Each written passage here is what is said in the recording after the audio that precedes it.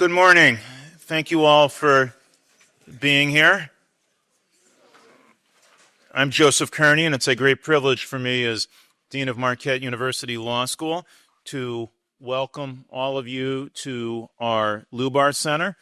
When we designed Eckstein Hall almost 2 decades ago, and when we began fashioning the modern Marquette Law School more figuratively, we aspired to be a place where the community might gather to discuss, we said, the hard problems, the ones that affect us all.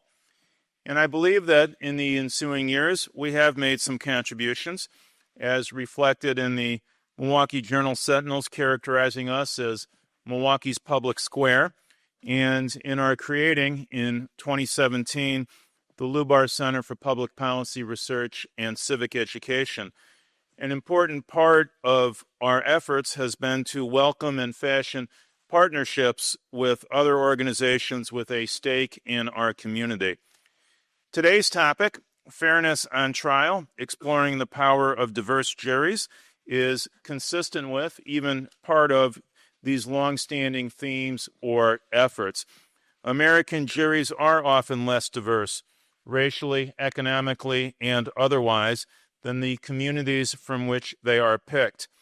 To say this is not to criticize any one particular office or set of individuals, let alone to doubt their interest in justice or their good faith in their work. Yet it is to state a fact, indeed to note a hard problem, one that affects us all. And so we are very glad to collaborate with Common Ground, an impressive Milwaukee community organization, in today's program. The law school speaks for itself and almost always does not itself advocate for particular solutions to public policy problems. But we make no apology for welcoming a collaborative opportunity such as this to provide civic education. In fact, we are very grateful. So even as we get going, I want to give a particular shout out, a big thank you, if you will, to Jennifer O'Hare, who is Common Ground's Executive Director and lead organizer.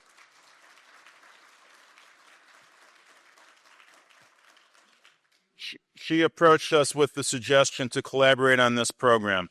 Here's how we're going to proceed. Here's the program, if you will. We have a short documentary to show, 23 minutes, I believe. Judging Juries describes both the problem at hand and recent reforms in one city, San Francisco. Then we will have 2 brief one-person presentations, followed by a panel discussion. We will take a very brief pause after the documentary, basically from 11:55 until noon. We ask you to stay where you are during that time, as it's only intended to let new folks into the room, which is why we're calling it a pause, not a break. So, without more, let's go to the film. Thank you. Okay, thank you. We are going to begin again. Thank you all for being here. I'm Joseph Kearney, Dean here at the law school, and my remaining responsibility, which is a privilege, is to introduce our speakers today. Our first speaker will be Ron Wright, who is visiting with us these couple of days as our Barak lecturer. He is the Needham Yancey Gully Professor of Criminal Law at Wake Forest University and a leading scholar of criminal justice.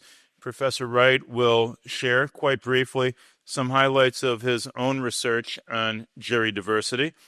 Then another well-known national scholar will present briefly. This is our own Michael O'Hare, who will give the shortest of overviews concerning juries in Wisconsin or Milwaukee. Then, for the main event, we will have a panel discussion.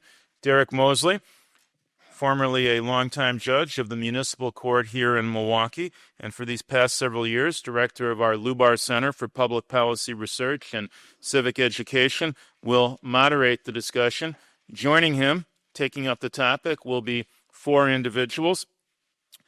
I won't trace out their connections with Marquette University Law School, substantial though they are in each case, because each is independently well known in the community.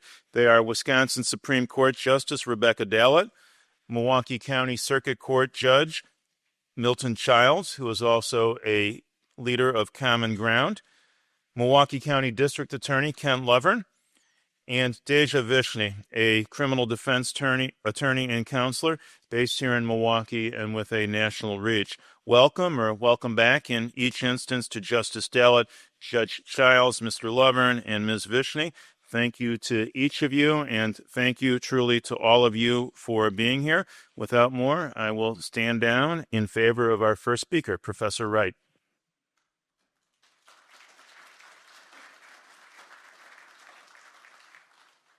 Good afternoon, everyone. I want to tell you about a data detective story.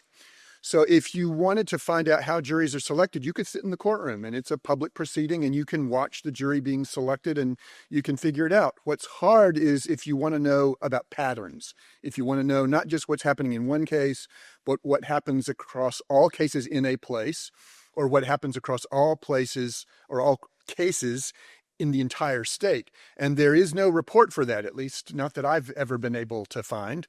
And there's certainly not one in North Carolina. So we decided that we would go out and just see what it would take to put together a report like that. And so we contacted the clerk of the court for all 100 counties in North Carolina. And we arranged to show up and to see the paper record for all the cases that went to trial in that first instance. It was during 2012. We just wanted to know how the juries were selected in all the cases that went to trial in that county in that year. We had students going out. We had me and some of my faculty colleagues going out. We had librarians going out on a data field trip. They put the top back on the convertible and drove to the county clerk's office.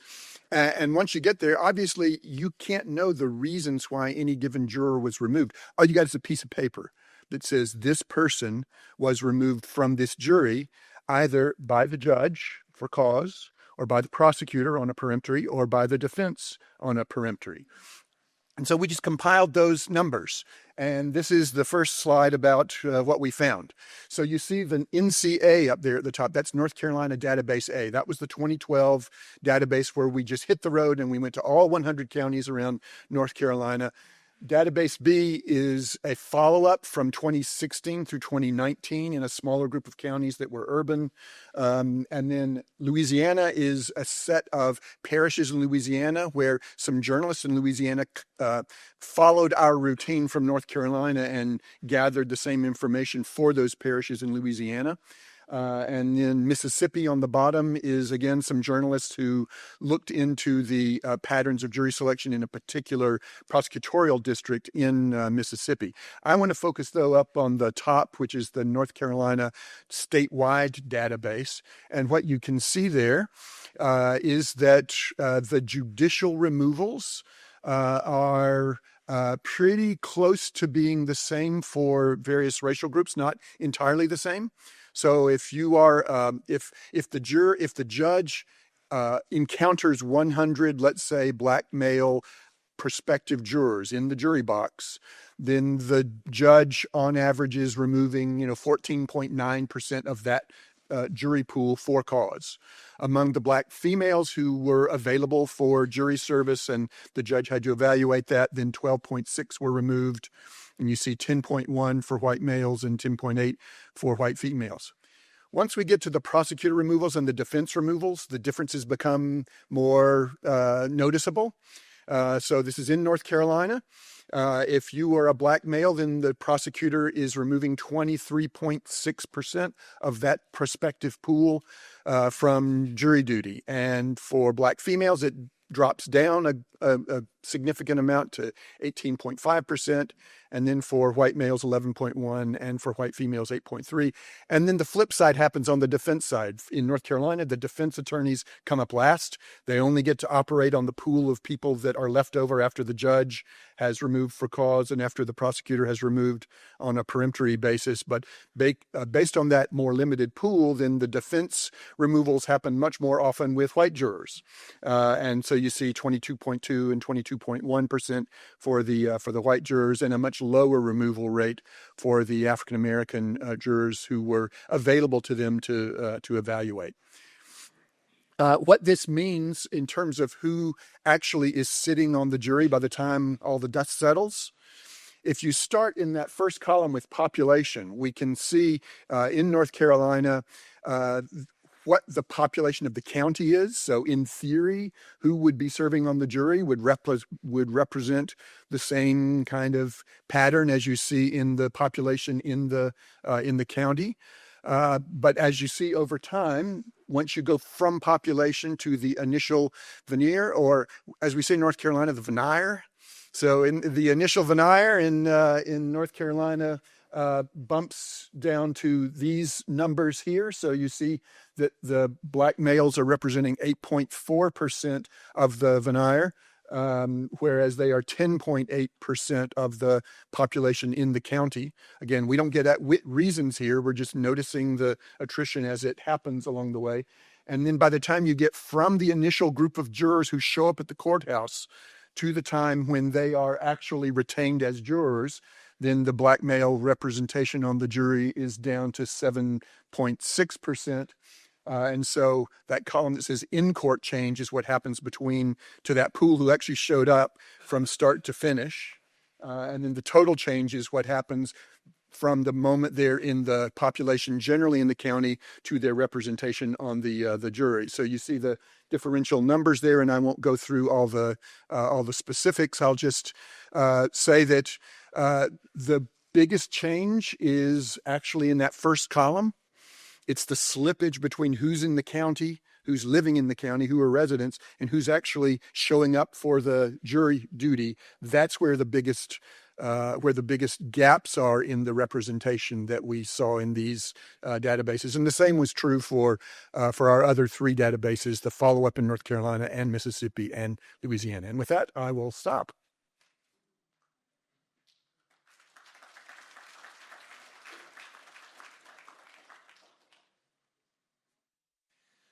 Okay, good afternoon, everybody. I've been asked to provide a little bit of background, just a very little bit of background about jury selection in Wisconsin and a little bit of data that we have from Milwaukee. In Wisconsin, the basic requirements for jury service are that you have to be at least 18 years of age, you have to be a U.S. citizen, you have to speak English, and you can't be under sentence for a felony offense. The jury selection process is handled primarily at the county level, not at the state level. And at the county level, the process begins with the county clerk receiving a list of names of people who are believed to reside in the county. This is done on an annual basis, or in some counties more frequently than that. Where do those names come from, you might wonder? Those names come from the State Department of Transportation. So that means the names are of individuals who have driver's licenses or other state-issued IDs. For each day that a jury is needed, the county clerk will send out summons to individuals who are randomly selected from that big list of names that they have. And in response to those summons, people will be asked certain questions. Of course, some people will not respond to the summons at all, and some of the people who do respond to the summons will indicate that they have some basis for actually not being eligible for jury service.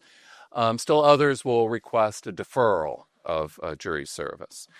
Out of the people who respond and indicate eligibility and availability for the day in question, there will be a further randomized selection process producing a panel of individuals who will report to a given courtroom and be subject to questioning by the judge and by the lawyers in the case. Here in Wisconsin, we call that the voir dire process, probably where Ron is from. It's voir dire. Yes, yeah, that's right. That questioning process will result in getting more information about those prospective jurors, and on the basis of that information, some of the prospective jurors may be excused for cause In other words, there's reason to think that that prospective juror might be biased in the case or would be inappropriate for service for some other reason. And then additionally, the lawyers on each side will have an opportunity to exercise peremptory challenges. That is to say, they will be able to remove some prospective jurors without any articulated reason at all. Eventually, as we get through all of this process, we will winnow down the number of prospective jurors to the number that are actually needed for the trial. In a criminal case, that's normally 12 individuals plus perhaps one or two additional individuals as alternates. In a civil case, the number will be smaller than that in many cases. In Wisconsin, juror pay is set by the county board, although there is a state minimum of $16 a day plus a travel allowance. In Milwaukee County, we do the minimum $16 a day for service plus $9 as a travel allowance. So that's adding up to $25 a day for people serving.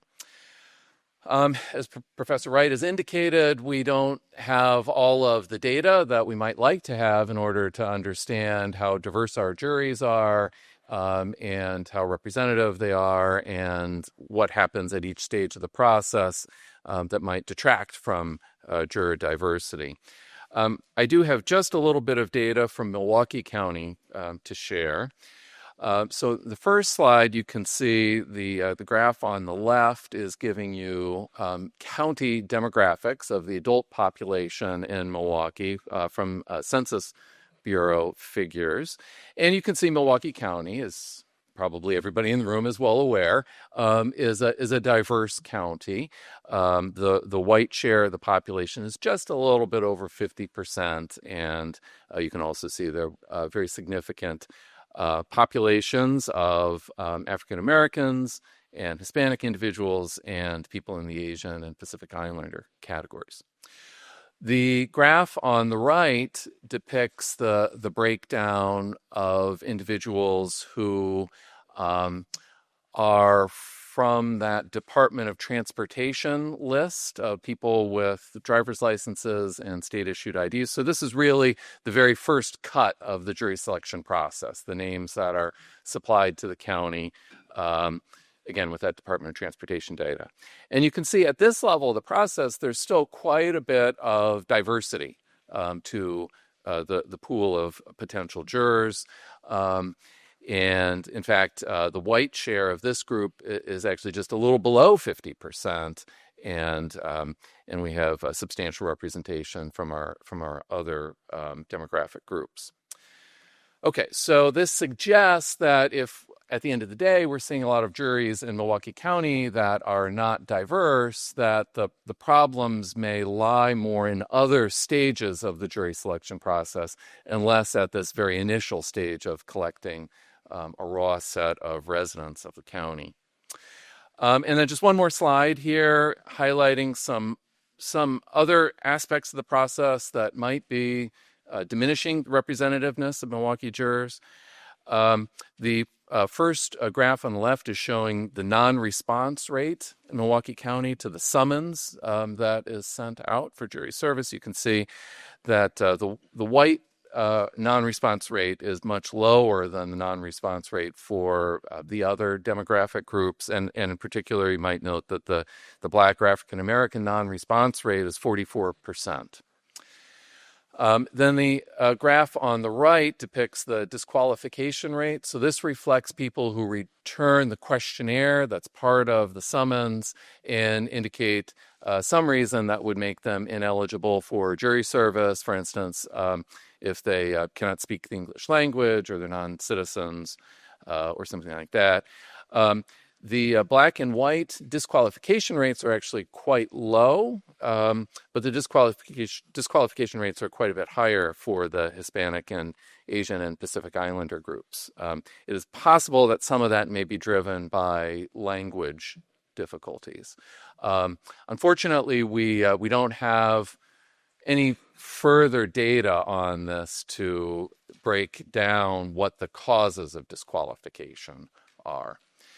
Okay, so that is all the data I have available to share. There's a lot more that could be said about jury selection, but I'm anxious to hear from our panelists, so I will turn it over to Derek and our great group of experts. So when we were putting together the program, I just said this over here to Jennifer, that it brought up a lot of memories for me. I used to be a prosecutor in the Milwaukee County District Attorney's Office, and I remember I had a trial, and after the jury had come in, and we were on a break before we were going to start the trial, the jury went up to the jury room. I'm talking to the defense attorney, and next to us is the defendant. And the defendant turns and says to his attorney, he says, the judge is white, the bailiff's white, my defense attorney is white, 95% of the jury's white, and the only black person in this jury is trying to put me in jail for excuses. And it put it all into perspective as to what we're going to be talking about today. So I wanted to start with Judge Childs, if I could. Could you tell us how we got onto this jury diversity campaign? Yes, thank you.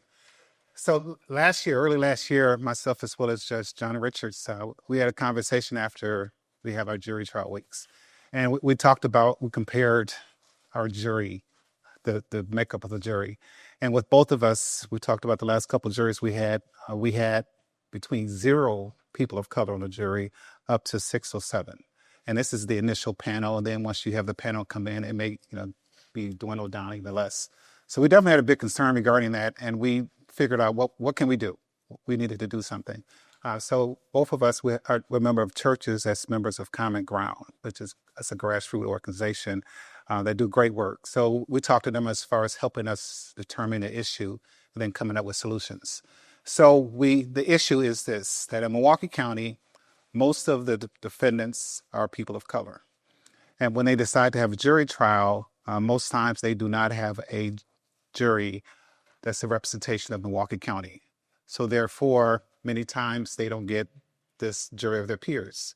In addition, there's research that definitely says if you just have one person of color on a jury, it can make a difference in deliberation. That person it forces the entire jury panel to think things through before they make their final decision. So we went forward with the campaign, and what we did first, we had these listening sessions. So all throughout the county, we talked to over 200 people. Many of them were people of color, and we showed them the documentary that many of you just saw. And what we asked the question to them, why don't Black people sit on juries? And so we received some great responses. One response was pay. For many of them, as was noted, Milwaukee County pays $25 per day. That's for a full day. You do a full day, you get $25. And so for many people who are earning an hourly wage or are self-employed, they just cannot afford to miss a day and get paid $25. In addition, you have the expense of parking, buy your lunch, you have childcare, you have to deal with transportation issues. So for many of them, they just cannot afford to do it. So you're eliminating a good number of people of color based on just the pay itself. Then they also shared with us that they didn't feel that their voice mattered. Many of them didn't trust the system. Many of them thought it was just an inconvenience. Many of them as well, many times if they've been there, they were the only Black person, and they felt uncomfortable. So those were many of the responses that they came up with in regards to why they don't participate in jury duty. So what we did was, based on the listening sessions as well as additional research, we've come up with mainly 2 resolutions that we can work on that we think will be helpful in making the juries more diverse. First has to do with increasing jury pay. So as the documentary noted in San Francisco, they increased pay to $100 per day. It was based on a median income.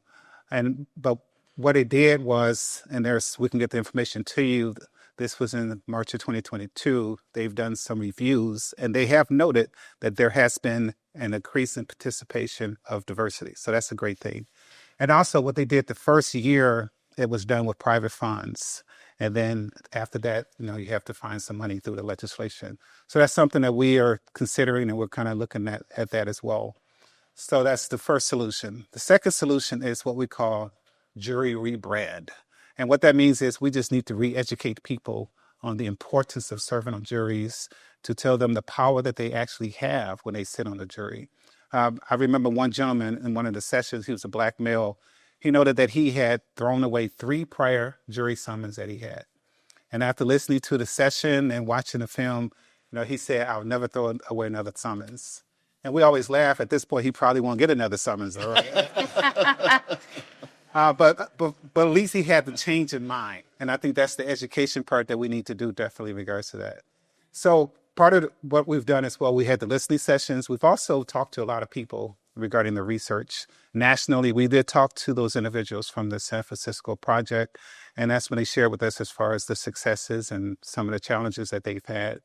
We talked to this gentleman, Will Snowden, out of New Orleans, he's been doing this for a number of years, and he talked about as far as some of those challenges as well. Statewide, we had a chance to talk to Justice Dowlett, and I'm sure she may share with you as far as, this isn't the first time people have had this conversation, but we've just kind of pushing it maybe a little further than what has gone before. We've talked to State Public Defender Jennifer Baez. We've talked to some of the state legislators, because we know at some point some laws may have to get changed to do what we need to do. We've talked to some people with the state courts. Then locally, we've talked to Chief Judge Ashley, county exec, our clerk of courts, the DA. We talked to him. We talked to Milwaukee Bar Association. We've talked to the Milwaukee County Board supervisors. So we've talked to a lot of people just to kind of get the discussion started and to find out what we need to do. Definitely, we need to talk to more people. We need to talk to some funders if this is the direction that we're going to go. But that's how we got started, and that's kind of where we are at right now. Thank you. Attorney Vishny, I'm going to go to you because I want to ask you, what we saw from the video and your experience, is this something that you bring up with your client when you're prepping for trial? Do you explain to your client to prepare your client for what they might see during jury selection? So to answer your question, not very much. If the client wants to talk about it, or do I tell them that it will be a mostly white jury, the answer is yes. I do tell that to people. There is a bar discipline case from another state, I think it's Montana, but I'm not sure where right now, where it's either a bar discipline or a reversal of conviction. I don't really remember because it's been a long time since I've read it, where the lawyer actually tried to discourage their client from going to trial by saying, "You're black, the jury's going to be all white, you're going to be convicted," and kind of coerced their client into a guilty plea. So I think that how, as a criminal defense lawyer, you're going to approach this with your client, you want people to have a realistic sense of what it's going to be like to be in trial. And so I may discuss it, but it's going to depend on a lot of the facts and circumstances of a particular case. Now, in your experience, have you had a situation where you saw the jury panel and you made a complaint to the judge that maybe a new panel should be brought down? Yes. So I've had a number of different experiences. I had one judge in a case, and I was just talking to Judge Childs about it, who, when it came time to strike the alternate jury, which there's always an extra juror just in case somebody can't make it through deliberations, excluded the only black juror from being struck. And I know other judges have done that. I've seen judges send panels back. I have also won in one of the cases I tried, the prosecutor was striking all the black jurors. And so when I made a motion, it's called a Batson motion, a challenge that they were striking on the basis of race, the prosecutor then has to give what's called a non-racial reason. But I pointed out to the judge that the non-racial reason he'd given was exactly the same thing a white juror had said. And so we were before the bench, and the judge ruled in my favor, so he was not permitted. He said, "Well, I'm going to strike that juror," and then The judge looked at him and said, no, you're not. So, but that was the rare occasion where those are granted. I know prosecutors go through a number of trainings, how to prepare for court, how to do trial advocacy. Are you aware of the state or if the Milwaukee County DA's office does anything in regards to jury selection as far as jury diversity? Yeah, certainly in our office, we've done training related to jury selection and of course, appropriate ways to do it, appropriate ways to look at juries. Certainly it's been my experience, having been a prosecutor for a long time, that this has been something discussed within our office in a training standpoint from the idea that having juries that reflect our community is actually a good thing, and we want that, and we should seek that. Now, how that manifests all the time in each and every case, I don't know, but I do know that we've often accentuated the fact that it's better for our community, it's better for our system as a whole, and that ought to be encouraged. Clearly, there are guidelines with which jurors may be struck for cause, and of course, there's training about that. Our prosecutors are trained about what a Batson challenge is and what's strictly prohibited as a basis for striking a juror, and all of those factors are discussed within our office, and I'm sure they are statewide, but certainly within our office, we've had training about that from the time I was a young prosecutor in our office that we carry forward. From my standpoint, personally, I think that we should want more juries that reflect our community. I think we should want more community engagement. I certainly was struck by the number of individuals who are not responding to jury summonses, and anything that can be done to support that or to improve that, I support wholeheartedly. I think that the more people in the community feel like they have some ownership over a public system, and we're a public system that ought to reflect the public we serve at the end of the day, I think that's a very good thing. Thank you. I know Judge Childs mentioned it, speaking to you, Justice Dallett. I know since you've been on the bench, you've been really instrumental in changing the way we look at choosing jurors and how jurors react when they actually get into the box. In fact, there was a subcommittee that you started in regards to race, equity, and diversity. Could you tell us about the steps that committee has taken in regards to this issue? Yeah, I would be happy to. In the wake of George Floyd and looking at kind of a need for a change around this whole area of inclusivity and diversity, I started a subcommittee of the Criminal Justice Coordinating Council, and it is focused solely on ways in which we can improve diversity, equity, access, and inclusion in the system as a whole. And so we've had a wonderful group of people. I now have Judge John Richards as a co-chair, and it's terrific because he's got great ideas. And it's really an effort to figure out where in the system we can include increase access, increase diversity, increase inclusion. One of those ways is in juries. We've spent a bunch of time doing that. One of the things our committee was able to do was, we heard earlier that the lists from the Department of Transportation are driver's licenses and state IDs. Well, it turned out state IDs were not being used. Our committee discovered, and I don't think it was through anyone's intent, but we made sure that they are now used. I think those numbers reflect their use because they do seem about right in terms of who's actually getting called in at this point. So now we're getting that cross-section, at least of the people walking in the door initially, hopefully. So that's one thing we've done. We have been really focused on education because we know that there are barriers to people showing up for jury duty. I know Judge Childs talked about a number of those, and we worked with Will Snowden. His work is really terrific. He's a former, Wauwatosa guy, attorney, and he's been focused, and public defender, and some of his work has been focused on how to get people to serve on juries. Because in addition to the diversity problem that we have a young people problem. We have young people who don't understand the civic duty in the same way people who were taught it think about just walking in. Of course, you get summons, you show up, you want to show up, and they don't see it the same way. And so part of that, I think, is getting into those schools. So we were able to get a grant, and we worked with Will, and I appeared with him at a conference of teachers to hopefully get his work into the schools. He's got a really great plan. So really, it takes a teacher looking at his plan to be able to follow it and at least get some of that education. The younger we can get that education, the better. But I can also talk about one of the things that we've done, and this might relate to another question you might ask me about implicit bias. So one of the other things we've learned through the work that we've done is just the importance of implicit biases. And I know that I call him Judge Mosley because he still is always going to be, has gone around talking about implicit bias to really just educate people about what it is. And so implicit bias is basically these associations that our brains make about groups of people. We all have them, and they are things that we don't think about. So they just happen. And the reason they happen is because on average, I think we make about 35,000 decisions a day.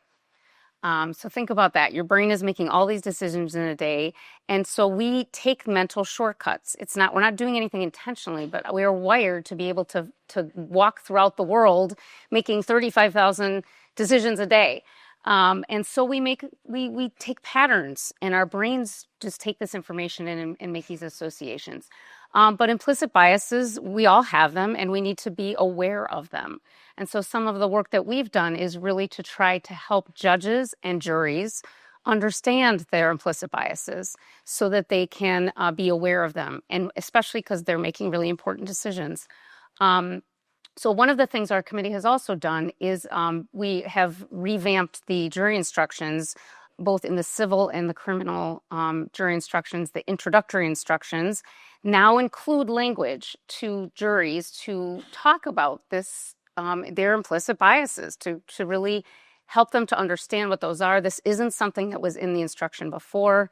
And so I know we have a lot of work to do. Our committee is constantly, looking for ways to continue the work, but we have at least put this at the forefront as one of the things that we're trying to do to bring about diversity, equity, and inclusion, especially on juries.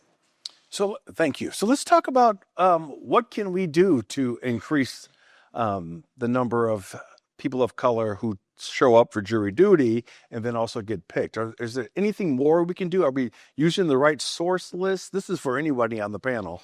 Are we using the right source lists? I know we used DOT, and I know we use the ID cards. Is there anything else we're missing that we could be using? So we did look into, we started this whole looking into juries actually was beginning with the source lists and trying to figure out, because there's different states that use different lists. And I think Indiana's actually got one of the best examples because they integrate lots of lists.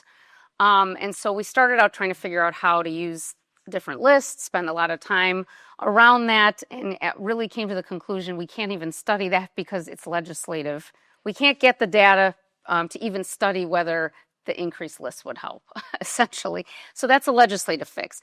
At the end of the day, I don't know how many more people that would add, what you're going to do with adding. And these lists are things like, I think hunting and fishing licenses, state people that receive state benefits.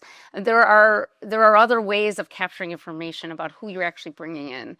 I don't know if it would or wouldn't. It needs to be studied. We would need a legislative fix to do that. But I do think what we're seeing now, at least, who's getting the summonses appears to be reflective or more reflective of the population of Milwaukee County. So that's at least good. Then we have a whole nother discussion about once that person gets that piece of paper, what are they doing with it? Are they able to come? And then with this whole discussion about jury pay, if they come, are they able to even stay on that jury? Because they may say to you, Judge, and I had this all the time because I was on the Milwaukee County bench for about 10 years, Judge, I can't be here. I won't get paid. I've got kids. I have daycare, and I would let those people go because that's not right.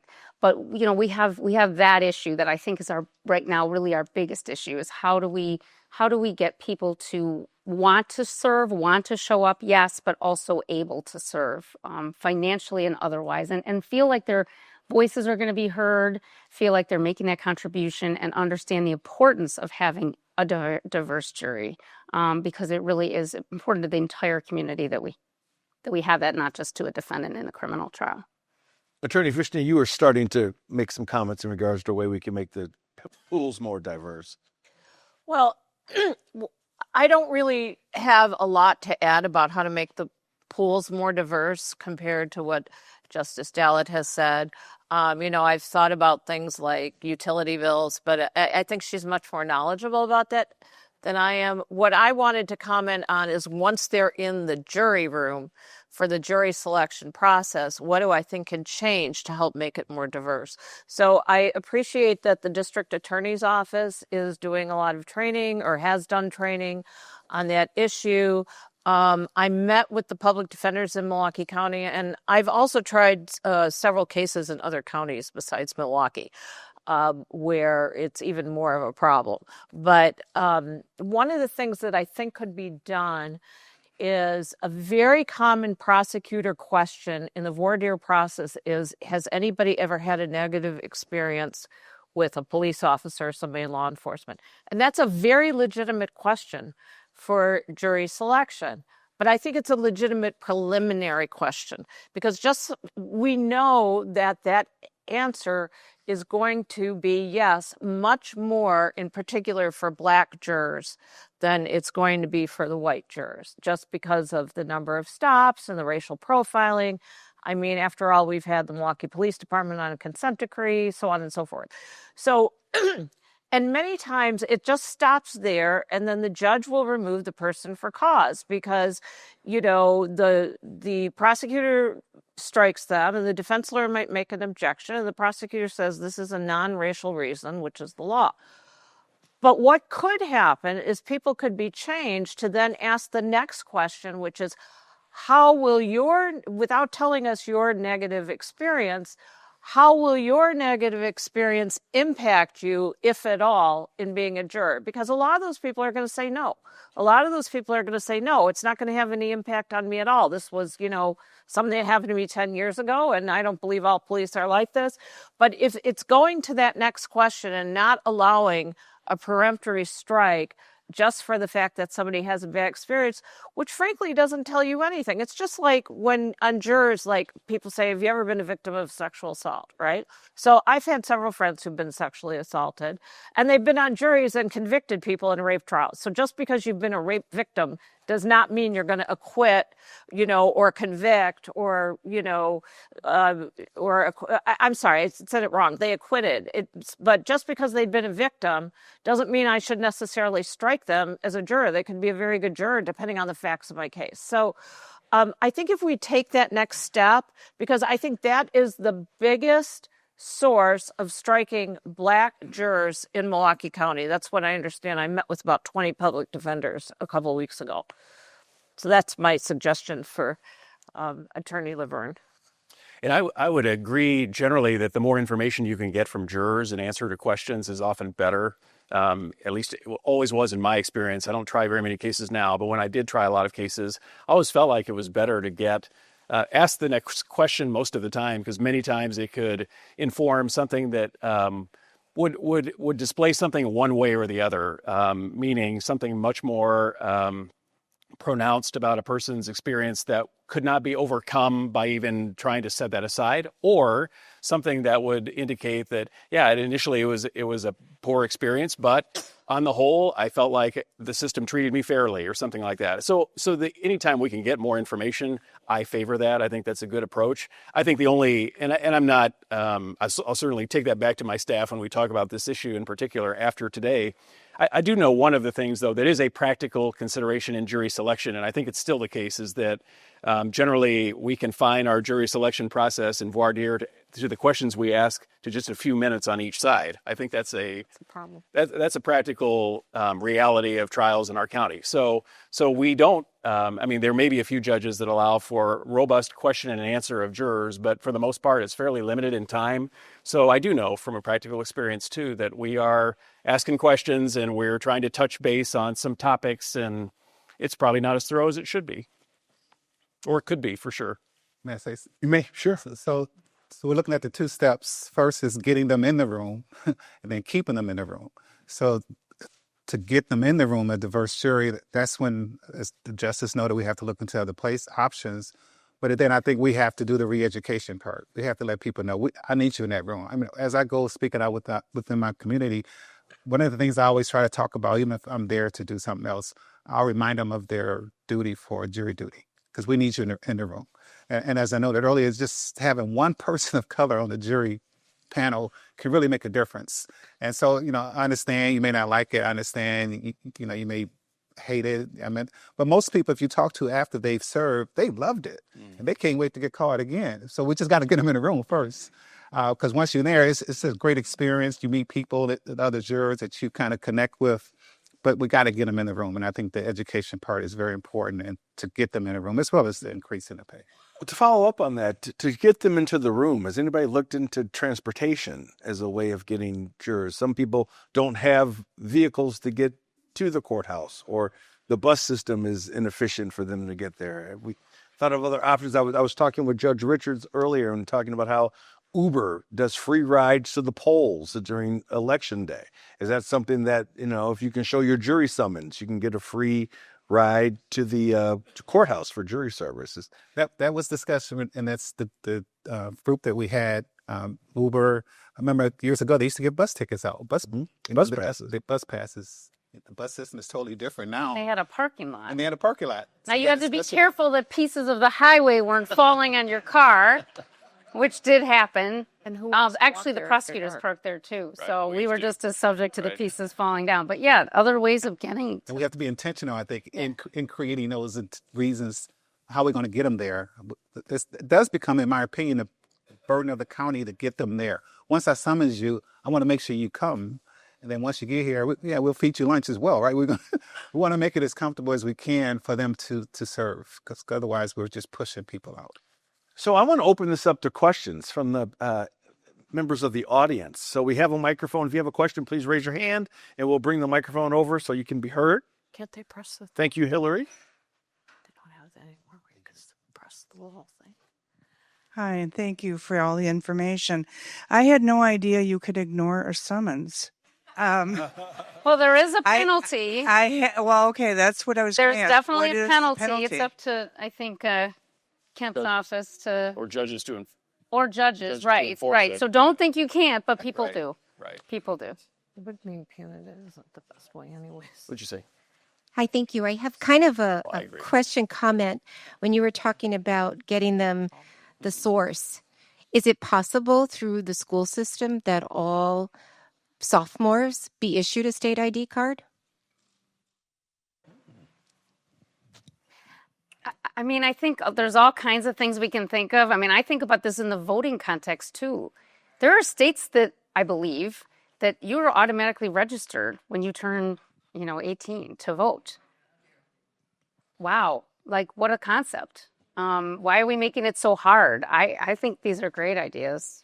I actually love that idea, because I think that when you have some sort of identification card or it's your license, of course, we'd love to have as many people licensed as possible with a driver's license, but it symbolizes something, right? It symbolizes that it's not only your identification, but it says I'm a part of this community. And I think one of the reasons why I feel like I support everything Common Ground's trying to do here is because people need to feel like they're stakeholders in their own community. And when they don't feel that way, and then they feel like all these systems operate in isolation upon them in a way, that is not doing anything to enhance the health or safety, I would say, of our community. I mean, at the end of the day, we want people to feel like, I have this, and it starts, the idea of starting when you're 16, like, yep, I'm here, it's who I am, and I live in Milwaukee, Wisconsin, and I'm part of this community. I mean, it's a little thing, but I think it's something that we have to continue to build upon when we think about, like, who are people in our community and what is their place in our community? And more importantly, what do they see as their place in the community?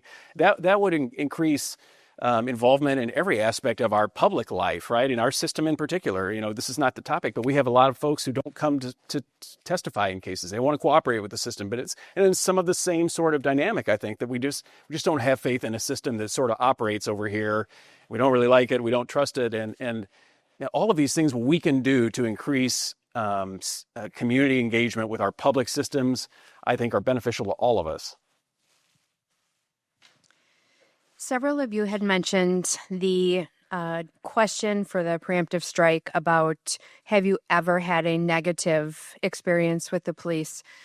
Could it be a simple change in how to ask the question as to adding a timeline within the past 2 years, 5 years instead of ever? Yeah, certainly something we could consider. I could see the benefits of something like that. I thought I would give you some historical perspective, having been there 45 years ago. We had the same discussion that we're having here. And I just want to tell you a little bit of the things we found when we were doing the research. One was the jury summons were the same color as a notice for an unpaid parking ticket. And so we were told people were tossing it when they saw that colored parking. It's things you have to listen to people to find out. The second is that the population that we're trying to bring in is much more mobile than the whole population. And so their addresses are changing. I know one of the things we looked at was whether we could pay the extra to have jury summons forwarded to a new address, because people move all the time, and otherwise they just, somebody tosses them. At the time, the federal court was doing something. We didn't know whether this was illegal or not, but they actually would increase the percentage of summons they sent out to certain areas of the city. And so I can understand constitutional objections, but I don't know. But anyway, they were doing that for a while to try to bring more jurors in.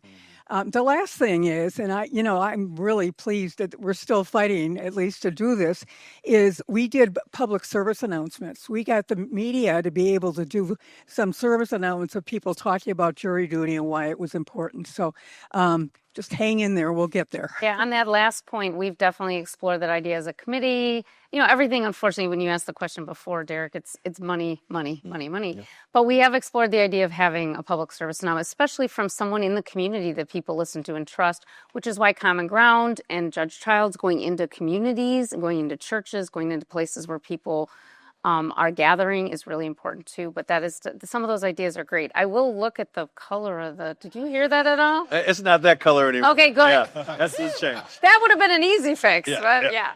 That's been changed. But I know there's been a shift, at least in municipal courts, in regards to Department of Revenue.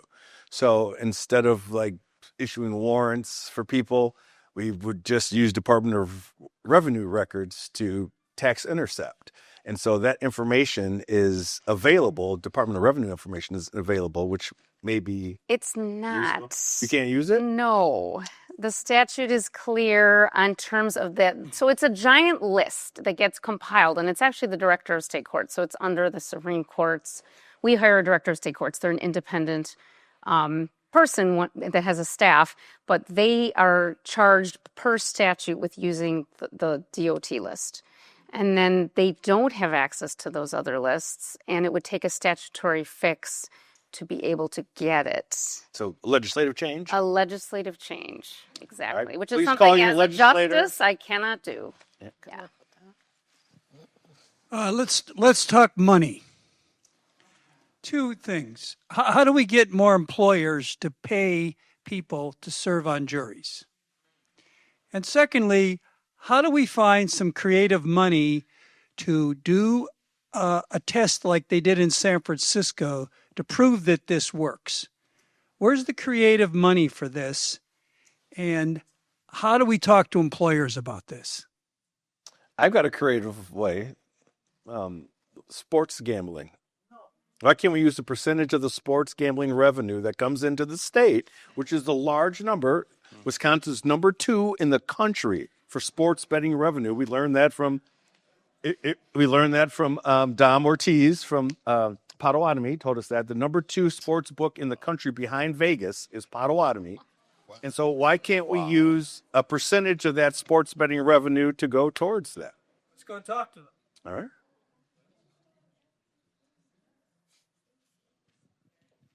Well, they have a foundation too. Yep. That might provide some seed money. I mean, that's what I picked up on, I think, from the California piece, right, was that you had local philanthropy help out with the pilot portion of that. And, we have a generous community who cares a lot about issues in our community. That could be a place too, I would think. And it's important to gather data, as we saw, because data supports what to do next. All right. I'm a retired circuit court judge. I've been retired for 13 years. It's a beautiful thing, retirement. A couple of just two brief things. A segue to what about the money? We got to be careful about that because trying to get money out of the county board or trying to get money out of the state legislature is like a horrendous problem. If there's support statewide by maybe the Supreme Court, but this is rhetorical, and I'm not trying to put it on you, but maybe a matching situation where we could get the state of Wisconsin to match the county fee to increase the dollar amount that a person gets to serve jury duty. Like $25 is Milwaukee County. Maybe if we get the state and put a ceiling on it, the state can match up to $25 for jury duty. So that's a way to split that and make it statewide, and it's worth exploring. Probably would be shot down, but it's an idea. And number two, jury selection. There was some questioning on that. When I did a fair amount of juries as a judge. The only question I set up the voir dire process by saying there's only one question that we're asking you as a jury. Can you be fair and impartial? That's the only question we ask. So I set up the process, and then when somebody said, well, I had a bad experience with a police officer, and then I would step in and say, but based even on the experience, can you still be a fair and impartial juror? And virtually all the jurors said, yes, I could. So that eliminated, there's technical, so we're hearing the macro looking from 20,000 feet. There are practical things that a judge can do. There's practical things that a DA can do to control how his staff operates. So we need to find individual small things that we can do. And then quite frankly, we have a big, Common Ground's a big organization, and we have in the church that I belong to, we have an active adult education process. We ought to just go to every church in Milwaukee and have a presentation that juries is your duty as a judge. Everybody likes the experience of being a juror. So if you're concerned about the system that you don't feel empowered by, then show up, and I guarantee you'll have a good experience. So there's little practical things you can do along the line. Thank you.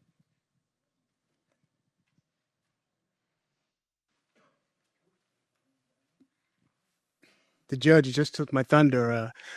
My question is, would this video that you have there be available for us to take to our churches or different community organizations to present to, the different organizations out there?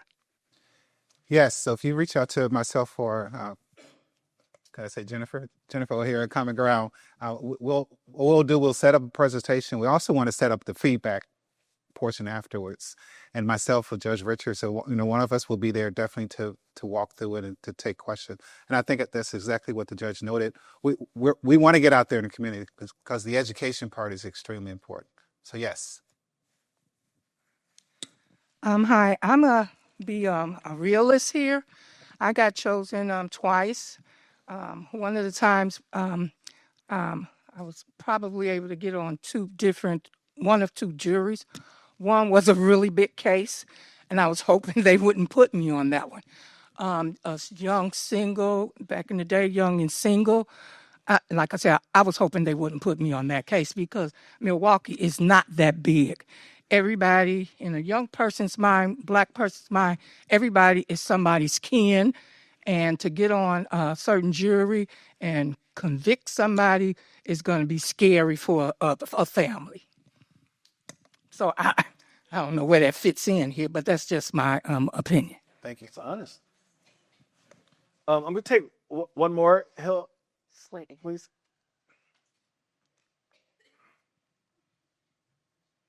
I'm just pointing out a speed bump. I did a research project, probably 30 years ago, but part of it was that the minority populations usually or often have more of them, a higher percentage, working the off shifts, so they're not available during the daytime when most of the municipal court work happens. All right. Well, I want, at this point, because we have reached our time, I want to thank our panel for their knowledge and sharing their wisdom. Give them a round of applause. I also want to thank you all for coming over the noon hour to take part in this very important discussion. As was mentioned by Justice Geske, we've been talking about this issue for a while, but it's important that we still come up with solutions to try to right the ship. Our panel will be here for a little bit. If you want to ask them questions, please feel free to come on up. But thank you all for coming, and we hope to see you at further programming. Thank you.